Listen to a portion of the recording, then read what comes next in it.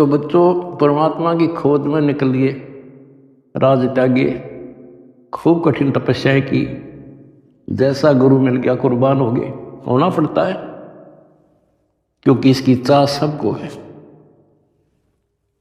बात वही है, वस्तु कहाँ खोजे कहाँ, किस विद लागे हाथ, एक पलक में पाइयो बेदी लीजे साथ। तो बच्चों, आपकी किस्मत न्यारी है, यह सत्कर मान लेना। इस मिट्टी का कोई भरोसा नहीं, इस सांस का चाहे कितना प्लातून पाक रहा हो, 1 मिनट में मर जा। और फिर क्या, फिर तो फिर ही है, यह तो हमारे आँखें आगे पट्टी बांध रखी है। जब तक ठीक ठाक समझ रहता है इतना हमने कोई जरूरत नहीं किसी की। थोड़ी सी कठिनाई आती है, सब कुछ याद आ जाता है। तो परमात्मा कहते हैं, दुख में सुमन सब करें, सुख में करे ना कोई, और जय सुख में सुमन करे फिर दुख काहे को होए। तो ये पिछले संस्कार थे आपके प्रबल बच्चों। भगवान ने खोजा आपको, भगवान को ढूंढने से नहीं पाया किसी ने, उसने खुद ही खोजा अपने को। वेद गवाही देते हैं परमात्मा सतलोक में रहता है, वहां से चलकर आता है, अच्छी आत्माओं को मिलता है। जैसे बिजली अपने सने वाले स्थानों पर आती है, यानी जिनसे उसका लगाव होता है। अब स्वयं परमात्मा कहते हैं, गोता मारो स्वर्ग में है जा बैठो पाताल, गरीबदास ढूंढता फिरूं अपने हीरे मोती लाल। आप उसके हीरे और मोती हो। मैं कोई डूम भाट नहीं हूं, सुख के गीत गाऊं किसी के। जो कहूंगा वो उतनी कहूंगा जो कति सत्य होगी, सत्य के अतिरिक्त कुछ नहीं होगा। अब दास को पता है कहाँ कहाँ कौन कहाँ से पहाड़ों पर से खोज लिए जाकर अपने बच्चे, कहाँ कहाँ पर जाकर खोज लिए। कारण कुछ भी बनाया, खोजे उसी ने, हम हमारे खोजने से भगवान नहीं मिला। अब इसको बच्चों सफल कर लियो, इतनी सी बात है। ये भूल ना करिए, भूल मारती है अपने को। कितने जन्म हो गए, अब सारे फाउल पॉइंट बता दिया आपको। अब आपकी यहां रिहर्सल कराई जाती है। गलती तो आसानी से हो जाएगी, गलती पे कंट्रोल करना पड़ेगा। और भय बिन भक्ति नहीं होती।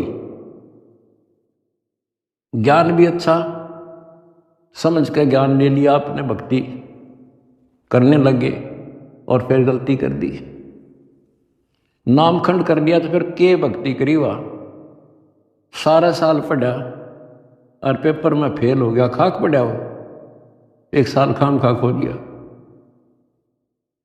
तो अपना 1 वर्ष बहुत बड़ा है, छोटा नहीं है, एक जीवन है ये। इसको असफल नाम नहीं देना। सारे फाउल पॉइंट बता दिया आपको, कहाँ कहाँ फेल होते हो। तो उससे डर के भक्ति करो। अब जैसे आप गलतियां करते हो, चलो यहां तो हम रिहर्सल करा रहे हैं आपसे, कभी नो एंट्री कर देते हैं, सुधर जा भाई, फिर माफ कर दिया।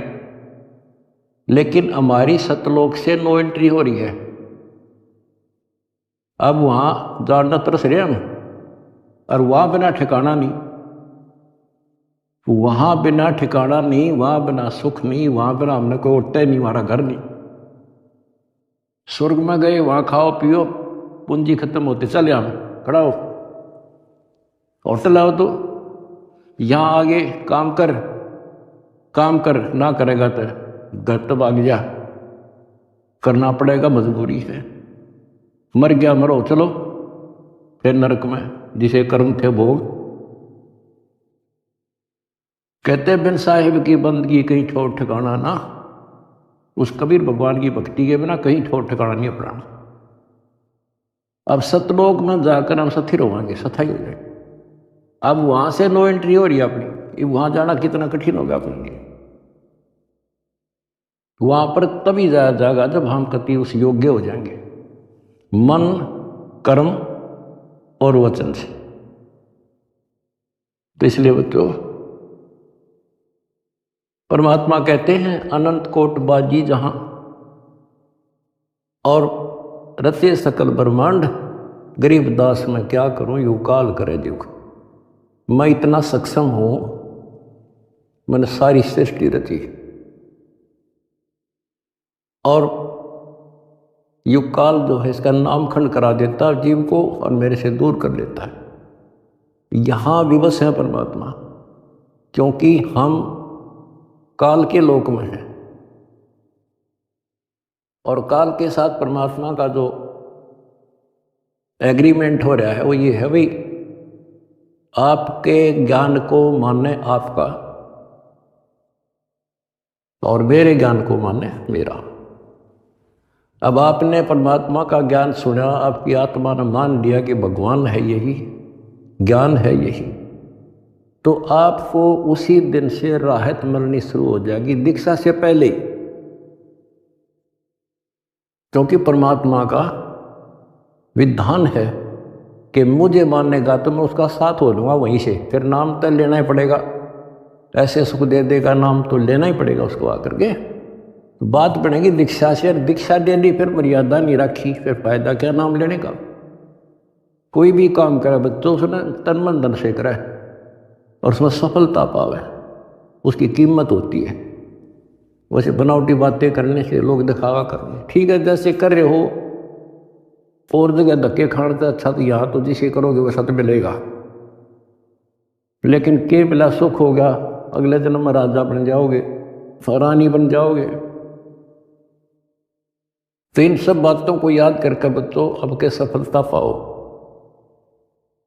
अपने घर चलो, बड़ा मुश्किल से दाव लगे, लख बर सूरा जूझ ही लख बर सावत दे, लख पर यति जहान में तो सतगुरु सरदार।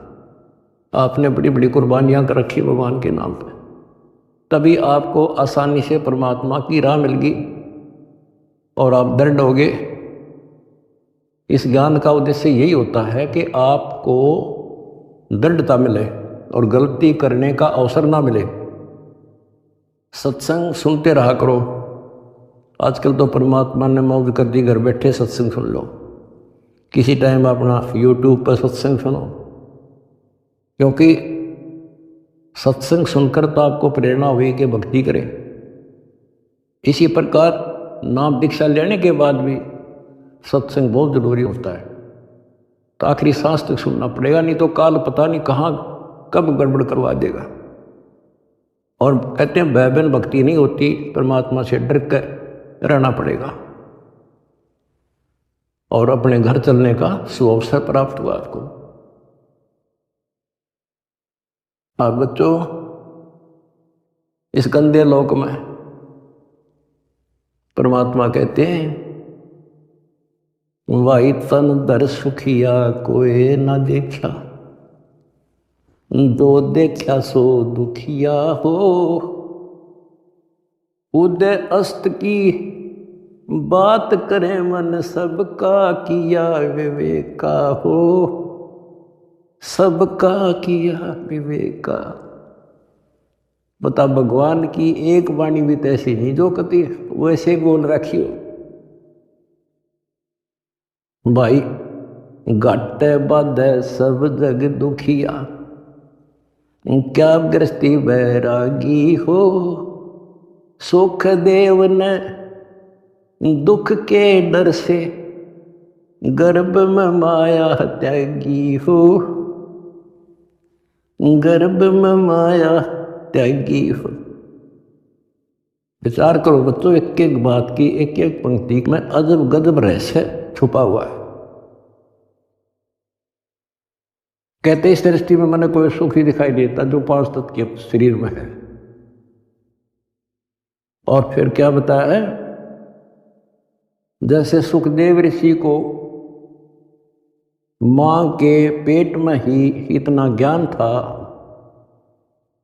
कि ये दुखों का भरा संसार है और इससे मनुष्य जीवन इसलिए मिलता है कि भक्ति करूं। और वो उसको पता था कि बाहर आते ही भूल पड़े तो 12 वर्ष तक मां के गर्भ से बाहर रहा। तब ब्रह्मा विष्णु महेश ने उनसे कहा भाई बाहर आ, इससे पार नहीं पड़ा करती। तो आपको बता रखा वो शर्त पे बाहर आ गया। एक क्षण के लिए, 1 सेकंड के लिए माया रोकी थी, वो मां के पेट से बाहर आ गया। तो उसको याद बनी रही कि संसार में भूल पड़ जाती है, इतना गंदा लोग, और मनुष्य जीवन केवल भक्ति के लिए मिलता है, और भक्ति करके पीछा छुटवाऊंगा। अब बताओ, उसमें पिछले संस्कार से आकाश में उड़ जाने की एक अर्जी की गांठ थी। ये बताओ कितना ज्ञानी था, और फिर मार खा गया। आकाश में उड़ जाने की एक सिद्धि थी, और अब के याद रहा उसका भगवान। फिर उसमें मान लिया कि बस मेरे बराबर कोई नहीं, आज जब मेरे में यह सिद्धि है तो मैं तो हो गया मुक्त, स्वर्ग में पहुंच गया। ये स्वर्ग तो बड़का की खेल है, या तो कद्दे घूम आओ तो थोड़ी बहुत पूंजी ले रहा है,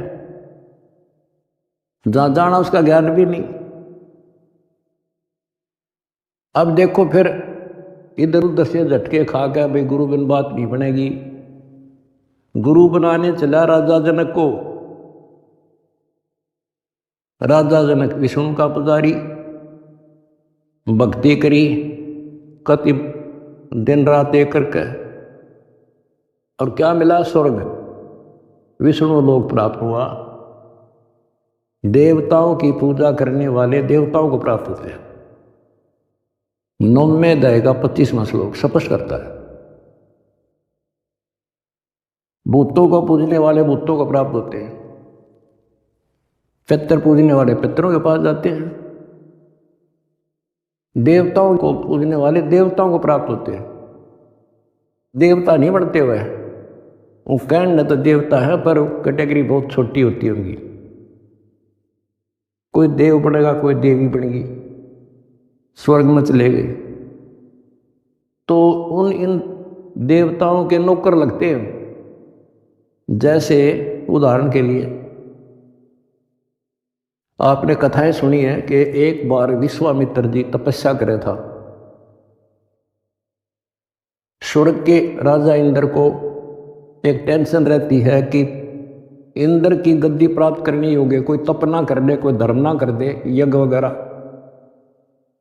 तो उसको खंडित कराना इसका मूल उद्देश्य होता नहीं था, इसकी गद्दी जा। वो भी राजा है, और राजा अपनी राज्य के बचाने के लिए, गद्दी के बचाने के लिए हजारों सैनिक मरवा दे, लाखों मरवा दे। तो उस गद्दी को बचाने के लिए वो वहां से जो देवी बन रही थी वहां जाकर उनको वैसा बढ़ाता है, उनको जबरदस्ती कहता है जा वहां पर, नहीं तो वहां दंडित किए जाते हैं।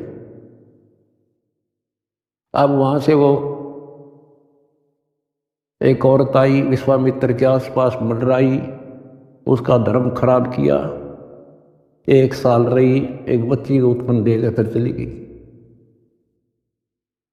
अब चाट लो स्वर्ग में, वहां जाके भी ये कर्म, ये दुर्गति। एक बार मार्कंडेय ऋषि तपस्या कर रहे थे, इंद्र ने देखा, अपनी पत्नी को भेज दिया उस गंदे कर्म के लिए। बच्चों सारी स्त्री समझ लो इस गंदे लोग की, तब नफरत बनेगी यहां से, तब नफरत बढ़ेगी। कहाँ मरे जाके, भक्ति कर ली स्वर्ग चला गया, फिर दुर्गति, और फिर वापस ये अरहट का कुआ लोई जागल बंदा है सब कोई, कीड़ी कुंजर और अवतारा अरहट डोर बंधे गई। ये चतुर्भुजी भगवान कहाँ है? अरहट डोर बंदे सभा। पहले तो ये बात बच्चों अच्छी ना लगे थी, पर भी तक घीसा गल्ला तो पीसो साची।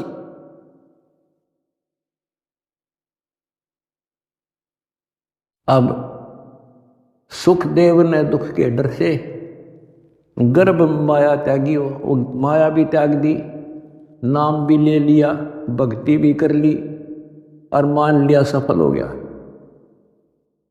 अब गीता अध्याय 4 श्लोक 25 से 30 तक जो बता रहा हूं वो है गेला, सब गेला ऐसे बन रही है, जो काम कर रहे हैं वो सही है।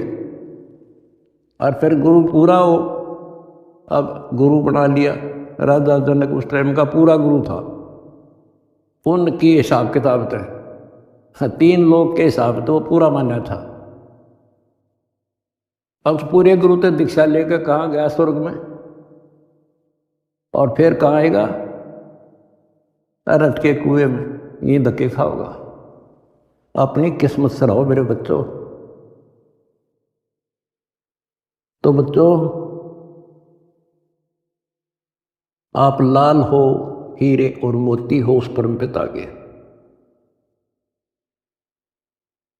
भाई तन दर सुखिया कोई न देखा, जो देखा सो दुखिया हो। खुद अस्त की बात करे मन, सबका किया विवेका हो। सबका किया विवेका हो। जंगम दुखिया योगी दुखिया, तपस्वी को दुख दूना हो। आशा तृष्णा सबको व्यापे, कोई मैल ना सुना हो। कोई मैल ना सुना हो। कहते हैं जंगम दुखिया योगी दुखिया, और तपस्वी को दुख दूना हो। बताओ, तप करे, कष्ट सहे और फिर राजा बन गया। राजा को सपने में भी सुख नहीं होता बच्चों। ये तो हमें ना काल की भूल भुलैया में लग रहे हम। इसी का नाम तो तत्व ज्ञान है। कति नारे नारा छांट दे, हर चीज पर प्रकाश डाल दे, तभी ये मन पापी टिकने देगा आपने, और तभी भक्ति पर लगने देगा। इसने बड़े जुल्म कर रखे ऋषियों के साथ। देख लो, कोई छोड़ा हो तो एक बार तो दड मार जाए, कुछ दिन बोल रहा है नहीं करने देश ने, फिर करा नाश करा देता है। तो ये फाउल पॉइंट हैं, इनको तुम ध्यान रखियो। अजब गजब की भक्ति हो चुकी है आपकी, बहुत जबरदस्त धन हो चुका है, इसने खोइयो ना। सुरक्षित रखना बहुत जरूरी होता है। फिर कहते हैं भाई साच कहूं तो जग ना माने, या झूठ कही ना जाई हो। ये ब्रह्मा विष्णु शिव जी दुखिया, जिन ये राह चलाई हो। जिन ये राह चलाई। बताओ, 600 साल पहले ये बात कहा करते भगवान, और कौन सुने इन बातों ने, या कौन इनके सीकड़ भी, कि ब्रह्मा विष्णु में इसलिए दुखिया। यहां देख लो सैंपल विष्णु का। रामचंद्र जी रूप में आए हैं, के सुख पाया उसको। सारा जीवन इतिहास देख लो, आंख में बंद कर रखी काल ने हमारी। हमने सुख वाला चैप्टर खोल लेना था अभी, और भगवान वाला चैप्टर भी नहीं खोल रखा था। तो भगवान होता कैसा है? सारा जीवन नरक। उन कर्म भोगने, अपने कर्म भोगे, और उससे अतिरिक्त कुछ नहीं हुआ उन पे। कबीर साहब कहते हैं, मेरे साथ 2 भाई, या कर्म गति टारी मीटर है। कहते वशिष्ठ मुनि से तरकाली योगी, और शोध के लगन है, और सीता हरण और मरण दशरथ का वो बण बण राम करे। ये नीम हकीम जो ऋषि साधु संत गुरु लोग पहले जंतर मंत्र बताते हैं, सारा करते हैं, बच्चों का ब्याह करा दिया, शुभ लगन मत निकाल दी, अब ये सुखी रहेंगे। कबीर साहब कहते हैं वशिष्ठ मुनि से तरकाली योगी, और शोध का लगन धरे, और सीता हरण और मरण दशरथ का वो बण बण राम करे। वो के डायलट आ दी उस शुभ मुहूर्त ने। अब बच्चों, ऐसे समर्थ की शरण में आगे आपके सारे संस्कार चेंज कर दिया उसने। ये सत्कर मान लियो क्योंकि मैं डॉक्टर हूँ तुम्हारे का, आप बच्चे हो, आपके संस्कार चेंज कर दिए ना। एक बेटी ब्यान में सारी उम्र का टेंशन नारी, सारा दिन उस समय टेंशन, और तक मैं सूझ जाए नहीं था। तो ये चेंज करे जब समझवाई तुम्हारे, ताकि वो काम करने का नहीं, यूँ करने का था। तो इस तरह संस्कार बदल रहा आपके बेटा, नए सिरे लिख रहा है। बेटी का संस्कार ऐसे दुष्ट के हो, वहाँ से चेंज करके अच्छी जगह लिख देगा। अब ये सुखी करेगा, जो सुख सागर है, जिसके फार्मूले ये जाने कैसे करना है। आपने तो एक द्वार धनी के पड़ा रहे, इतना करना है, धक्के धनी के खावे 100 काल धक जोड़ी, पर द्वार छोड़ दिया, इतना कर दियो। कह मोक्ष लिखवा लो मेरे तक, गारंटी देता हूँ। अगला कदम सतलोक में होगा मेरे बच्चों का, पर भाई मर्यादा में ना, वहाँ बटर कोई नहीं देगा। नो एंट्री हो रही है, अपना सुधर कर जाइए। तो आइए देखते हैं पुस्तक मुक्ति बोध की पेज नंबर 154 से। सम्मन वाली आत्मा 9 शेर खान बनी, नेकी और सेव तो उसी जन्म में मोक्ष प्राप्त कर गए, परंतु सम्मन के दिल पर ठेस लग गई कि यदि मेरे पास धन होता तो मुझे अपने बेटे का गला काटना नहीं पड़ता। परमात्मा ने उसी जन्म में सम्मन नेकी सेव को धन धान्य से परिपूर्ण कर दिया था। वे निर्धन नहीं रहे थे। सम्मन दिल्ली का महान धनी व्यक्ति हो गया था, परंतु फिर भी मोक्ष की इच्छा नहीं बनी, जिस कारण से बेटे की कुर्बानी परमेश्वर रूप सतगुरु के लिए करने के कारण अगले जन्म में 9 शेर खां शहर के राजा के घर जन्म लिया। राजा बना, 80 खजाने हीरे मोतियों के भरे थे, परंतु दान नहीं करता था, न परमात्मा को याद करता था। परमेश्वर कबीर जी जिंदा बाबा का वेश बनाकर 9 शेर खान के बादशाह 9 शेर खान के पास गए और दान करने का उपदेश दिया। राजा ने कहा, मैं निर्धन राजा हूँ। जिंदा ने कहा कि आपके 80 खजानों को झंडे लगे हैं। यह राजा की पहचान थी कि जिसके पास जितने खजाने होते उतने झंडे खड़े किए करते। राजा ने कहा, ये तो कोयले हैं। जिंदा ने कहा कि जैसी तेरी नीयत है कोयले हो जाएंगे। राजा ने खोलकर खजाने देखे तो सच में कोयले हो गए थे। राजा ने परमेश्वर के चरण पकड़कर क्षमा याचना की। परमेश्वर ने कहा कि यदि अधिक धन को दान करे तो ये फिर से हीरे मोती बन जाएंगे। राजा ने कहा, जैसे आपकी आज्ञा वही करूँगा। खजाने फिर से हीरों से भर गए। राजा 9 शेर खान ने अधिक धन को दान किया, जिसके फलस्वरूप तथा पूर्व जन्म की भक्ति व संत सेवा के फलस्वरूप इराक देश में बलख नामक शहर का राजा बना। विस्तृत कथा आगे है। अब्राहिम सुल्तान की जन्म कथा। एक अदम शाह नाम का फकीर था। उसने बलख शहर से कुछ दूर एक कुटिया बना रखी थी। शहर में घूमने फिरने आता था। एक दिन उसने बलख के बादशाह की इकलौती बेटी को देखा। वह युवा तथा सुंदर थी। अदम शाह के मन में दोष उत्पन्न हो गया और राजा के पास जाकर कहा कि इस लड़की का विवाह मेरे से कर दो। राजा हैरान रह गया। फकीर कहीं शाप न दे दे, इसलिए डर भी गया। अचानक हाँ या ना नहीं किया। कल आने को कहा। मंत्रियों को पता चला। एक राय बनी कि कल उसे कह देंगे कि राजा की लड़की से विवाह करने के लिए मोतियों का एक हार लाना पड़ता है या 100 मोती लाने होते हैं, अन्यथा विवाह नहीं होता। अगले दिन फकीर को यह शर्त बता दी गई। फकीर मोती लेने चला। किसी ने बताया कि मोती तो समुद्र में मिलते हैं। समुद्र के किनारे जाकर अपने करमंडल से समुद्र का जल भरकर कुछ दूरी पर रेत में डालने लगा। कई दिन तक भूखा प्यासा इसी प्रयत्न में लगा रहा। शरीर भी समाप्त होने को आया। जो भी देखता वही कहता कि अल्लाह के लिए घर त्यागा था, अब नरक की तैयारी कर रहा है। Page number 155। समुद्र कभी खाली नहीं हो सकता। भक्ति कर परमात्मा जिंदा बाबा के वेश में वहां प्रकट हुए तथा अदम शाह से पूछा कि क्या कर रहे हो।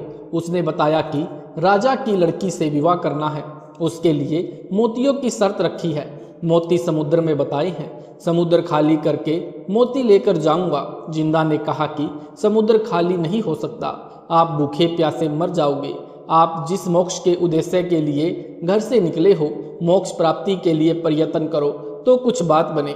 आपने जीवन को नष्ट करने की योजना बना ली है। आदम शाह ने कहा कि आपकी शिक्षा की मुझे कोई आवश्यकता नहीं है, मैं अपना कार्य कर रहा हूँ, तुम अपना करो। कबीर परमेश्वर जी ने कहा कि विकार मरे मत जानियो, जो बूबल में आग, जब कर ले दर्द कहीं, कोई बचे सतगुरु शरणा लाग। चुटकुला।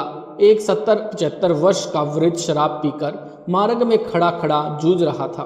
उसके हाथ का डोगा यानी सारे के लिए डंडा जमीन पर गिर गया। वह डोगा उठाने में असमर्थ था, क्योंकि वह गिर जाता फिर उठना मुश्किल हो जाता। एक भद्र पुरुष उसी रास्ते से आया। वृद्ध ने उसे लड़खड़ाती आवाज में कहा कि मेरा डोगा उठाकर मुझे दे दो। यात्री को समझते देर नहीं लगी। कहा, हे दादाजी, आप अपनी आयु की ओर देखो, इस आयु में शराब पीना शोभा नहीं देता। पोते पोतियों वाले हो, उन पर क्या प्रभाव पड़ेगा। यह बात सुनकर वृद्ध ने कहा कि शिक्षा बिना बात ना रह रही। क्या आज तक कोई मेरे को यह शिक्षा देने वाला नहीं मिला होगा? यदि डोगा उठाना है तो उठा, नहीं तो जा।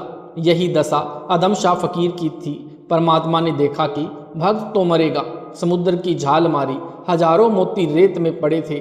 या अल्लाह कहकर आदम शाह ने हजारों मोती चद्दर में बांध लिए और राजा के दरबार में जाकर रख दिए और कहा कि आप अपने वायदे अनुसार शहजादी का विवाह मेरे से कर दो। मंत्रियों ने सिपाहियों को आज्ञा दी कि इसको डंडे मारो और मारकर जंगल में डालाओ। ऐसा ही किया गया। परमात्मा की कृपा से वह मरा नहीं, कुछ दिन में चलने फिरने लगा। कुछ दिन के पश्चात राजा की लड़की मर गई। उसको कब्र में दबाकर 4 पहरेदार छोड़ दिए कि कोई जंगली जानवर शव को खराब न कर दे। आदम शाह को पता चला। वह रात्रि को कब्र के पास गया। पहरेदार गहरी नींद में सोए थे। आदम शाह कब्र को खोदकर शव को निकालकर कब्र को उसी तरह ठीक करके लड़की के शव को अपनी कुटिया में उठा ले गया। उसी रात्रि में बंजारों का काफिला रास्ता भूलकर उसी जंगल में चला गया। कुटिया में दीपक जल रहा था। लड़की का शव कफन में लिपटा दीवार के सहारे रखा, जैसे लड़की पलाथी लगाकर बैठी हो। सर्दी का मौसम था। अग्नि लेने के लिए काफिले के 2 व्यक्ति कुटिया पर गए। आवाज सुनकर आदम शाह डर गया कि राजा के आदमी आ गए। वह कुटिया के पीछे जाकर एक गुफा में छिप गया, जिसमें वह साधना किया करता था। काफिले के व्यक्तियों ने मृत जवान लड़की को दीवार के सहारे बैठा देखा तो डर के मारे उल्टे पैरों काफिले में जाकर बताया। एक वैद्य भी काफिले में रहता था। कई व्यक्ति तथा वैद्य वहां गए तो लड़की को देखते ही वैद्य ने कहा कि यह लड़की मरी नहीं है, इसको सदमा लगा है। Page number 156। उपचार कर सकता हूँ। काफिले के मालिक ने कहा कि आप उपचार करो। यदि लड़की स्वस्थ हो गई तो इसी से पूछेंगे कि कौन है, तेरा पिता या पति कहाँ है। पहले लड़की के नग्न शरीर के ऊपर चद्दर डाली। फिर वैद्य ने हाथ की नस में चीरा देकर अशुद्ध रक्त निकाला। लड़की कुछ ही मिनटों में सचेत हो गई।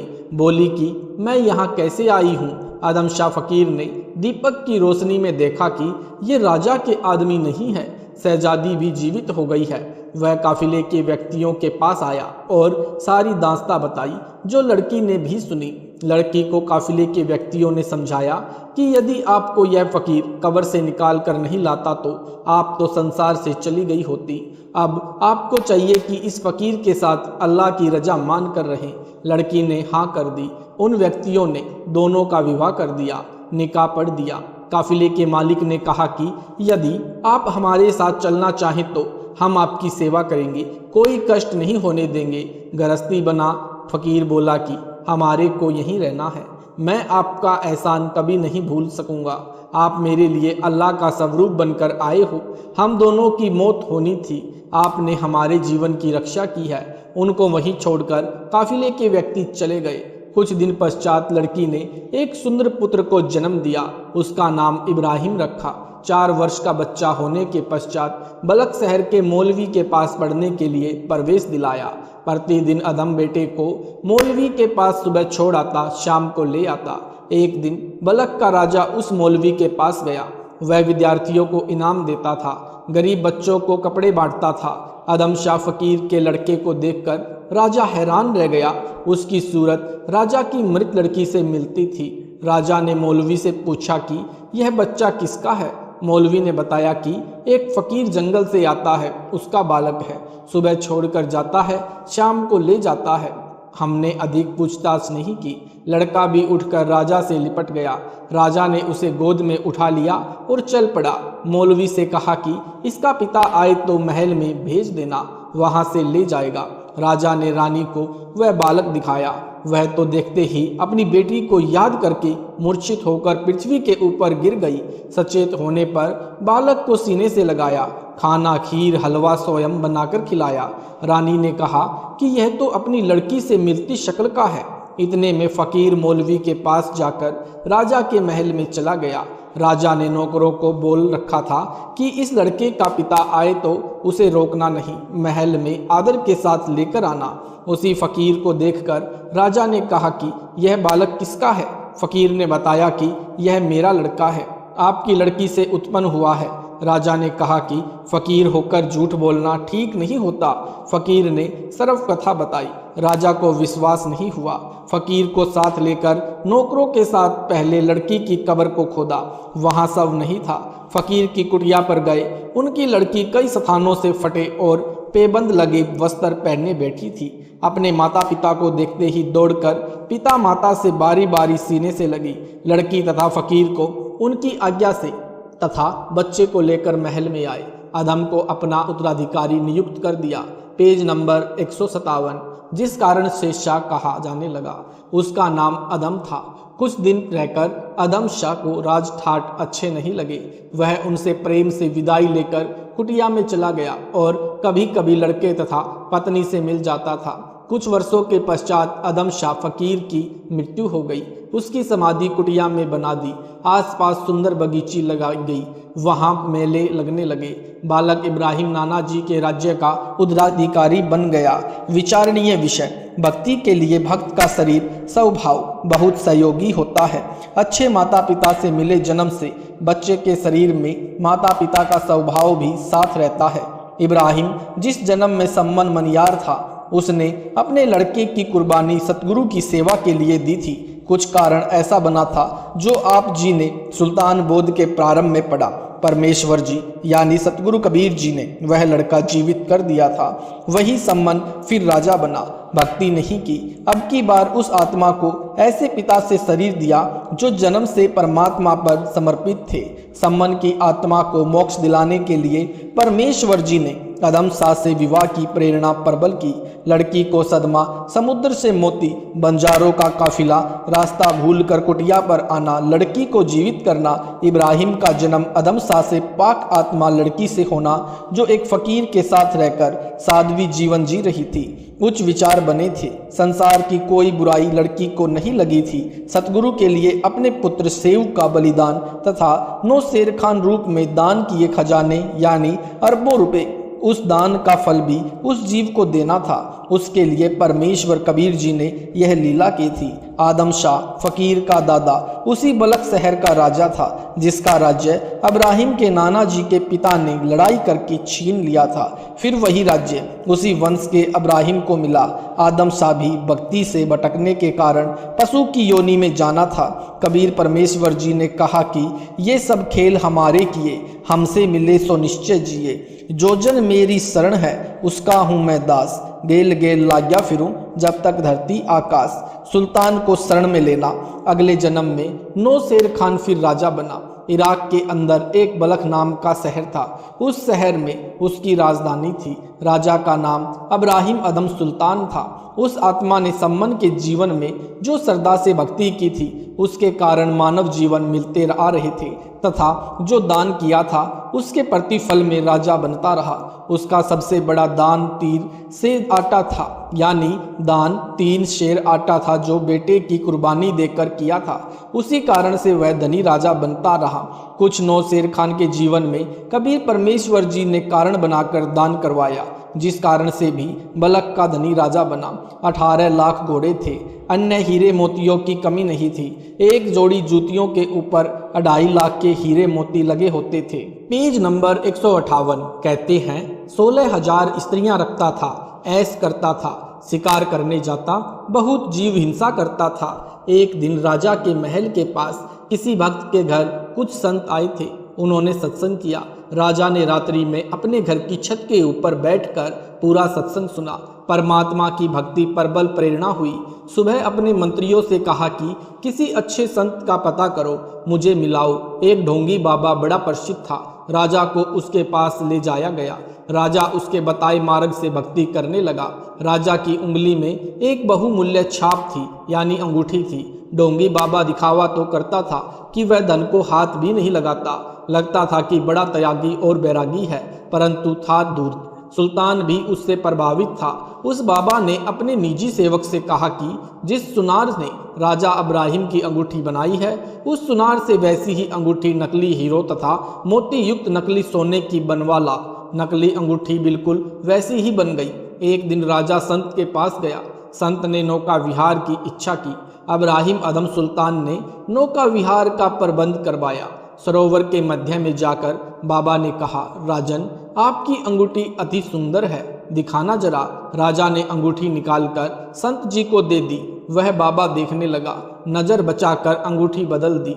राजा ने कहा कि आप चाहे तो अंगूठी ले लें या और बनवा दूं। बाबा ने कहा, अरे साधु संतों के लिए तो यह मिट्टी है, मिट्टी। यह कहकर नकली अंगूठी सरोवर में फेंक दी। राजा को पूरा भरोसा हो गया कि वास्तव में साधु त्यागी और बैरागी है। कुछ दिन बाद उस ढोंगी बाबा की पोल खुल गई। उसके राज दरबार शिष्य ने राजा को बताया कि आपकी अंगूठी ऐसे ऐसे बाबा ने ठगी है, वह उसके पास है। जब राजा ने वह अंगूठी उसी बाबा की कुटिया में जमीन में दबी पाई तो बहुत दुख हुआ और साधु संतों से विश्वास उठ गया। उस ढोंगी को जेल में डाल दिया। फिर तो राजा ने अपने राज्य के सब संत महात्माओं को बुला बुलाकर उनसे प्रश्न किया कि यदि आपने खुदा को पाया है तो मुझे भी मिला दो। इसका उत्तर किसी के पास नहीं था। एक संत ने कहा कि आप एक गिलास दूध का मंगवाएं। दूध का गिलास नौकर ने लाकर दे दिया। संत ने दूध में उंगली डाली और राजा से कहा, राजन, आपके दूध में घी नहीं है। राजा ने कहा, दूध से घी प्राप्त करने की विधि है। पहले दूध को गर्म करके ठंडा किया जाता है, फिर जमाया जाता है, दही बनती है, फिर बिलोया जाता है, तब भी घी निकलता है। उस संत जी ने कहा, सुल्तान जी, जिस प्रकार दूध से घी प्राप्त करने की विधि है, वैसे ही मानव शरीर से परमात्मा प्राप्त करने की विधि है। उस विधि से परमात्मा प्राप्त होता है। गुरु बनाओ, साधना करो। राजा के मन में घृणा थी गुरु के प्रति। वह सबको उसी दृष्टिकोण से देख रहा था। सब महात्माओं को जेल में डाल दिया। सब ने चक्की चलवाई जा रही थी, यानी सबसे चक्की चलवाई जा रही थी। सब साधु परमात्मा के लिए ही तो घर परिवार त्याग कर निकले होते हैं। भक्ति मार्ग सही नहीं मिलने के कारण महिमा की चाह सब तय हो जाती है। अधिक शिष्य बनाना, अच्छा बड़ा आश्रम बनाना, यह धुन लग जाती है। परंतु परमेश्वर की अच्छी आत्माएं होती हैं, वे परमेश्वर के लिए प्रयत्नशील होने से परमात्मा की उन पर रजा रहती है। उनको सत्य ज्ञान देने के लिए वेश बदलकर परमात्मा उनको समझाते हैं, परंतु काल के जाल में अंधे होकर नहीं मानते। परमात्मा सबका पिता है। वह बालक जानकर क्षमा करता रहता है, फिर भी उनकी सहायता करता रहता है। पेज नंबर 159, लीला नंबर 1। जेल में दुखी भक्तों की पुकार सुनकर उनको छुड़ाने के लिए तथा अपने परम भक्त सम्मन को काल के जाल से निकालने के लिए परमेश्वर कबीर जी एक भैंसे के ऊपर बैठकर सुल्तान अदम के राज दरबार में पहुंच गए। साधु वेश में परमेश्वर को देखकर इब्राहिम सुल्तान ने पूछा, आप किस लिए आए हो? परमेश्वर जी ने कहा कि आपके प्रश्न का उत्तर देने आया हूँ। इब्राहिम ने प्रश्न किया कि मुझे बताओ, खुदा कैसा है? खुदा से आप मिले हैं तो मुझे भी मिलाओ। कबीर जी ने भैंसे से कहा कि बता दे भैंसा, अल्लाह कैसा है, कहाँ है? खुदा की कसम सच कहना। भैंसा मनुष्य की तरह बोला। कहा कि इब्राहिम, मेरे ऊपर बैठा यह अल्लाहू अकबर है। सुल्तान को भैंसे को बोलते देखकर आश्चर्य हुआ और प्रभावित भी हुआ। सोचने लगा कि यह कोई सेवड़ा हो सकता है। परमेश्वर भैंसे सहित अंतर्ध्यान हो गए। इब्राहिम को चक्कर आ गया। परमात्मा जेल के सामने खड़े हो गए। सिपाहियों को आदेश था कि कोई भी साधु मिले उसको जेल में डाल दे। उन्होंने परमात्मा को जेल में बंद कर दिया। सिपाहियों ने कहा कि चक्की चलाओ। अन्य सब साधु भी चक्की चलाकर आटा पीस रहे थे, रो रहे थे। कबीर जी ने सिपाहियों से कहा कि हम बंदी एक काम करेंगे, एक सिपाही करेंगे। हम चक्की चलाएंगे तो चक्की में कनक यानी गेहूं, चना, बाजरा सिपाही डालेंगे, या हम कनक डालेंगे, तुम चक्की चलाओगे। सिपाहियों ने क्रोधित होकर कहा कि हम कनक डालेंगे, तुम चक्की चलाओ। कबीर जी ने कहा कि सब संत खड़े हो जाओ। यह कहकर अपनी चक्की को डंडा लगाया। उसी समय सब यानी 360 चक्की अपने आप चलने लगी।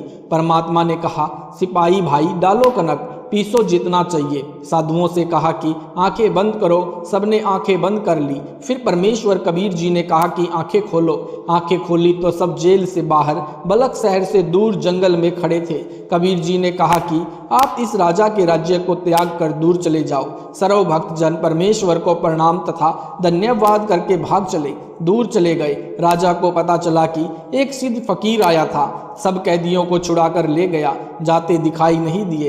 एक चक्की को डंडा लगाया, सब यानी 360 चक्कियां अपने आप चलने लगी। राजा जेल में गया, चलती चक्कियों को देखकर हैरान रह गया। फिर चक्कियां बंद हो गई। राजा विचारों में खो गया। लीला नंबर 2।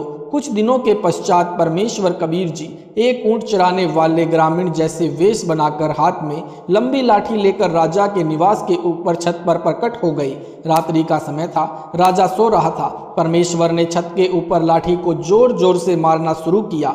सुल्तान अब्राहिम नींद से जागा। नौकरों को डांटा, यह कौन शोर कर रहा है, लाओ पकड़कर। नौकर ऊपर गए, एक ऊंटों को चराने वाले को छत पर से पकड़कर सुल्तान के समक्ष लाए। राजा ने पूछा, तू कौन है, मेरे महल की छत पर क्या कर रहा है?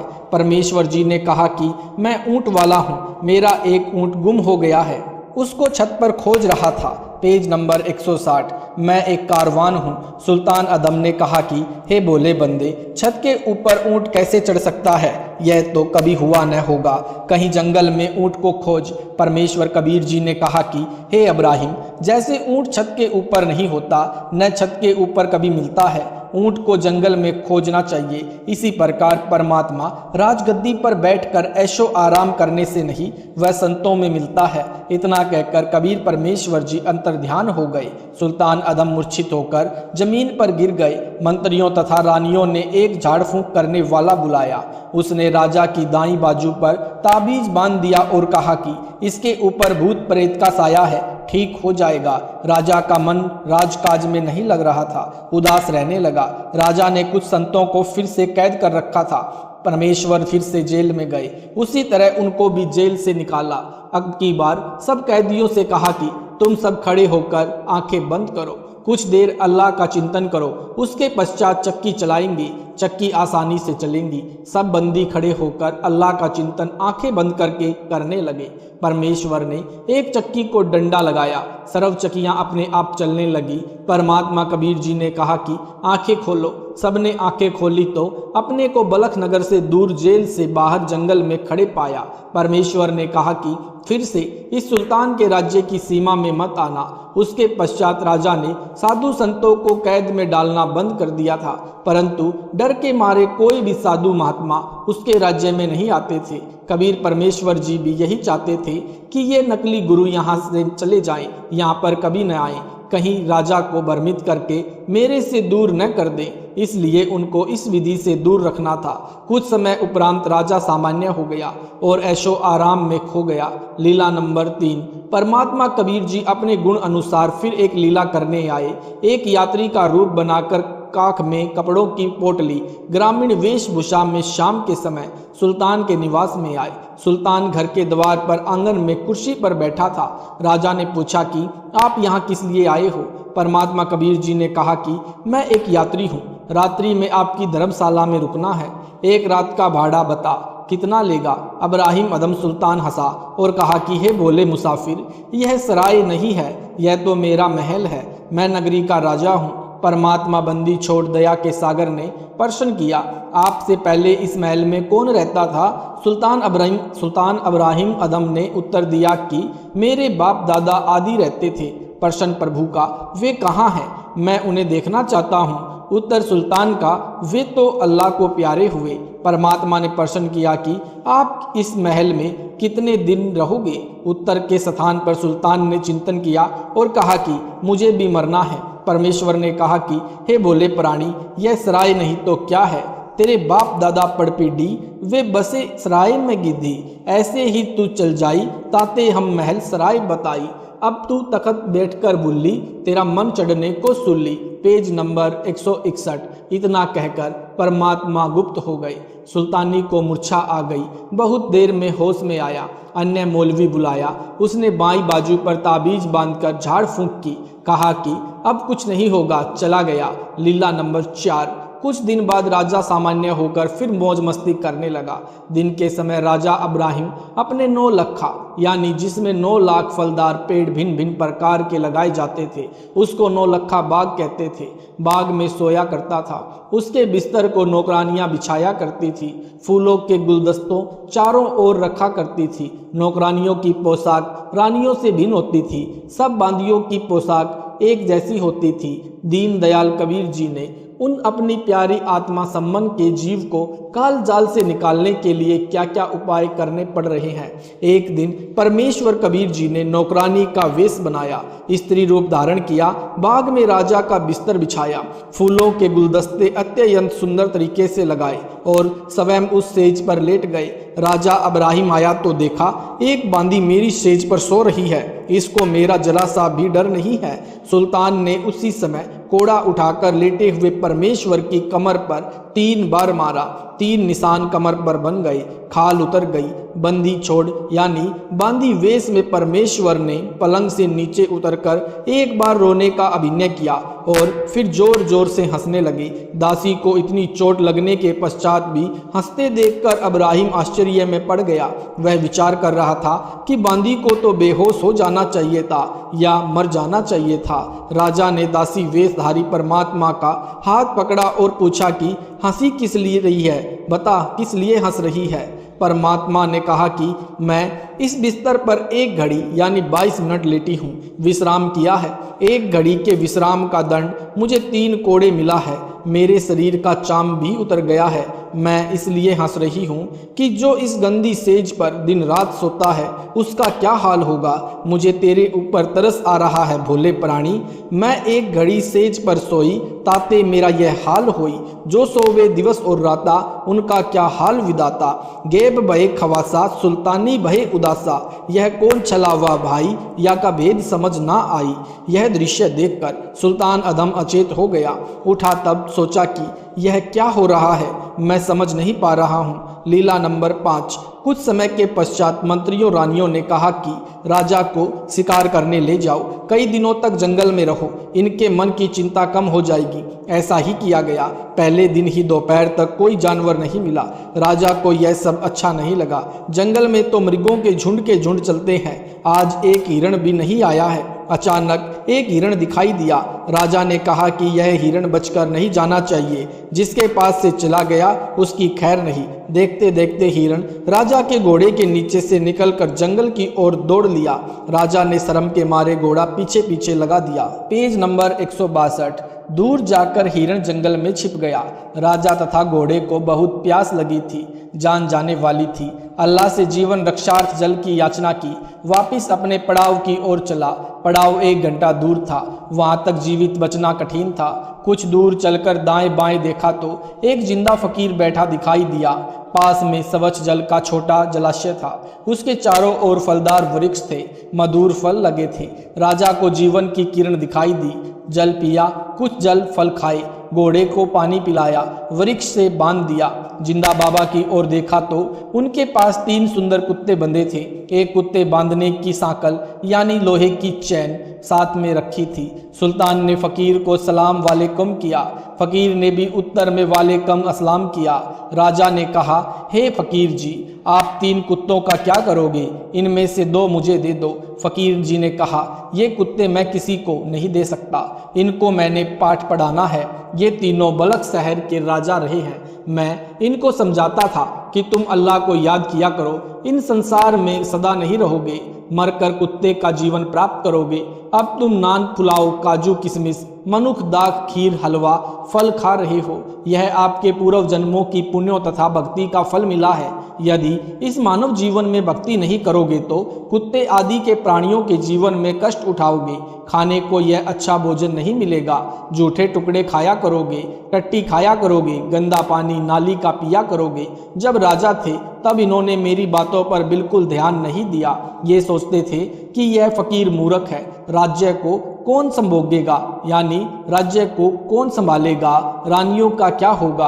अब ये तीनों कुत्ते बने हैं। देखो, मैंने काजू बादाम किशमिश मिलाकर बनाया हलवा खीर इनके सामने रखा है। इनको खाने नहीं देता हूँ, दिखाता हूँ। जब ये खाने की कोशिश करते हैं तो मैं इनको पीटता हूँ। यह कहकर परमेश्वर जी ने जो एक लोहे की बेल खाली रखी थी उठाकर कुत्तों का मारना शुरू किया। कुत्ते चिल्लाने लगे। परमेश्वर बोले कि खा लो न हलवा, खिलाऊं तुम्हें खीर, जूठा सूखा टुकड़ा डालूंगा। एक घोड़े वाले भाई, यह जो खाली बेल रखी है यह बताऊं किस लिए है। जो बलक शहर का राजा अब्राहिम अदम है वह भी संसार तथा राज्य की चकाचौंध में अंधा होकर अल्लाह को भूल गया है। अब उसको याद नहीं कि मरकर कुत्ता भी बनूंगा। उसको बहुत बार समझाया है कि भक्ति कर ले, इस महल रूपी सराय में सदा नहीं रहेगा, परंतु उसको खुदा का कोई खौफ नहीं है। वह तो खुद खुदा बनकर निर्दोष फकीरों को दंडित कर रहा है। मैं तो यहाँ दूर बैठा हूँ इसलिए बचा हूँ। वह राजा मरेगा, भक्ति बिना कुत्ता बनेगा। उसको लाकर इस सांकल से बांधूंगा। जिंदा फकीर के मुख से ये वचन सुनकर कुत्तों के रूप में अपने पूर्वजों की दुर्दशा देखकर अब्राहिम कांपने लगा और बोला कि हे फकीर जी, बलक शहर का राजा मैं ही हूँ, मुझे क्षमा करो। यह कहकर फकीर के चरणों में गिर गया। कुछ देर पश्चात उठा तो देखा वहां पर न जिंदा बाबा था, न जलाशय, न बाघ था, न कुत्ते थे। सुल्तानी इसको सपन भी नहीं मान रहा था, क्योंकि घोड़े के पैर अभी भी भीगे थे। कुछ फल तोड़ कर रखे थे, वे भी सुरक्षित थे। सुल्तान को समझते देर नहीं लगी। घोड़े पर चढ़ा और पड़ाव पर आया। मुख से नहीं बोल पाया था, यानी हाथ से संकेत किया कि सामान बांधो और लौट चलो शहर को। कुछ मिनटों में काफिला बलक शहर को चल पड़ा। लीला नंबर 6, पेज नंबर 163। घर में एक कमरे में बैठकर रोने लगा। रानियों ने मंत्रियों ने समझाना चाहा कि यह तो वैसे ही होता रहता है। मुख्य रानियां कह रही थी कि ऐसी बात तो स्त्रियों के साथ होती है, आप तो मर्द हैं, हिम्मत रखो, आप तो प्रजा के पालक हो। इतने में एक कुत्ता आया। उसके सिर में जख्म था, उसमें कीट यानी कीड़े नोच रहे थे।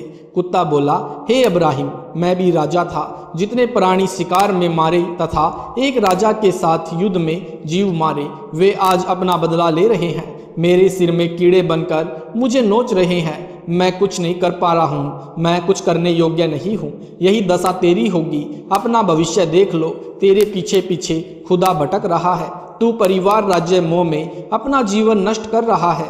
यह लीला भी स्वयं परमेश्वर कबीर जी ने की थी। यह अंतिम झटका था अब्राहिम को दलदल से निकालने का।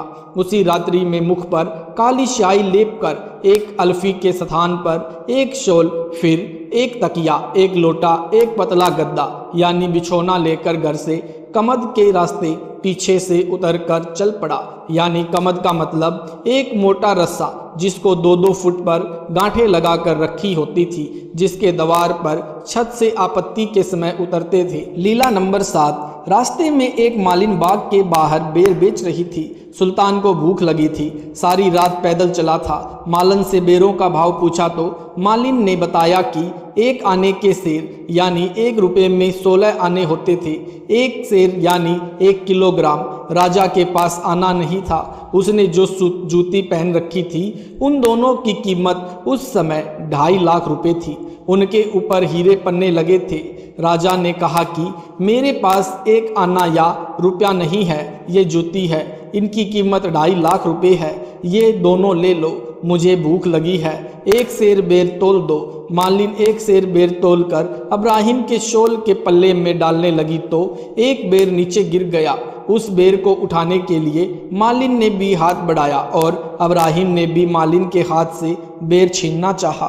दोनों अपना बेर होने का दावा करने लगे। उसी समय परमेश्वर कबीर जी प्रकट हुए और कहने लगे, हे गंवार, यह तो मूर्ख है जिसको इतना भी विवेक नहीं कि एक बेर के पीछे उस व्यक्ति से उलझ रही है जिसने 2.5 लाख की जूती छोड़ दी। हे मूर्ख, 2.5 लाख की जूती छोड़ रहा है और 1 पैसे के बेर के ऊपर झगड़ रहा है। ये कैसा त्याग है तेरा, विवेक से काम ले। यह कहकर परमात्मा ने सुल्तान अदम के मुख पर थप्पड़ मारा और अंतर्ध्यान हो गए। जीवन की यात्रा ऐसे भी हो सकती है। सुल्तान आगे चला तो देखा कि एक निर्धन व्यक्ति एक डले के ऊपर सिर रखकर जमीन पर सो रहा है। उसी समय तकिया तथा बिछौना फेंक दिया।